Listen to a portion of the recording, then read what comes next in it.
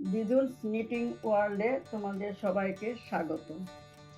আমি আমার নাতনির জন্যে দড়ি উল দিয়ে যে সোয়েটারটা বুনছি, এটা হলো কিছুটা বেগি সোয়েটার।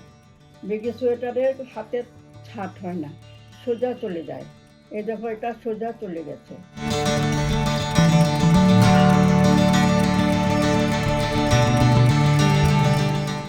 যাওয়ার পর দুটো সাইডেই হয়ে গেছে, দুটো জোড়া লাগিয়েছি, একদিক জোড়া লাগিয়েছি, একদিক খোলা রেখেছিলাম। কারণ খোলা না রাখলে, মানে খোলা যদি না রাখি আর বন্ধ করে দিই, তবে চার কাটা দিয়ে বুনতে হবে। তোমরা চার কাটা দিয়ে বুনতে পারবে না। তাই আমি এক সাইড খোলা রেখেছি, রেখে কী করেছি, দুটো কাটা দিয়ে আমি গলাটা বুনেছি।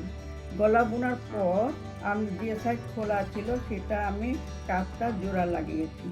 জোড়া লাগাবার পর আমার এবার হাতের পালা। হাতটা আমি মানে দু সাইড থেকে সমান সমান ঘর তুলে নিয়েছি। তুলে এটা এমনি তো হাত বুনতে হয়, রিস্ট থেকে উপর দিকে বগল পর্যন্ত যেতে হয়, কিন্তু এটা সেরকম না।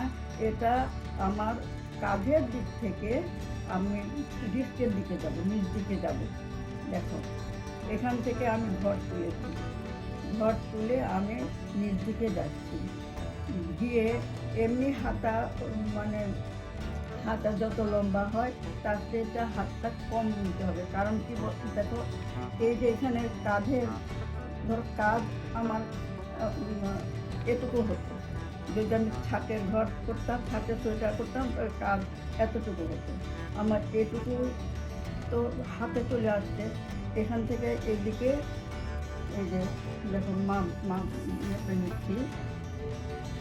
সাধারণ সোয়েটার যেভাবে বুনতে হয়, হাতের ছাট ফেলতে হয়। এখান থেকে এই পর্যন্ত এসে দেখো, ভালো করে লক্ষ্য করো, এই পর্যন্ত দিতে।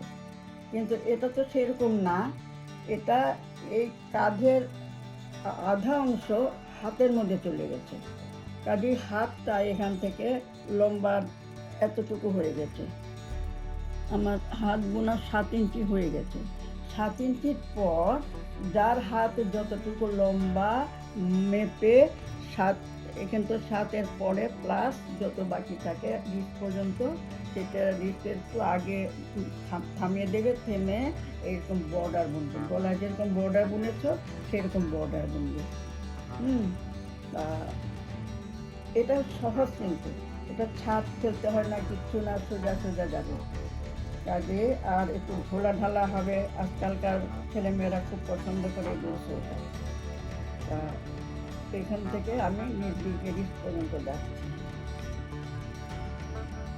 একটা ছোট ভিডিও করলাম, কারণ তোমাদের শিখবার জন্য এই এই সোয়েটারটা কীভাবে করতে হবে সেটা আজ দেখালাম। আশা করি তোমরা এটা বুঝতে পেরেছ। যদি অসুবিধা হয় তবে আমাকে জানাবে, আমি আরেক সাইড তো রয়েছে, সেই দিকে করবো। যদি ভালো লাগে লাইক, শেয়ার, কমেন্ট করবে।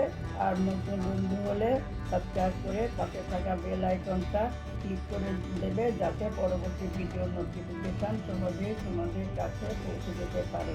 আজ এখানে শেষ করছি। ভালো থেকো।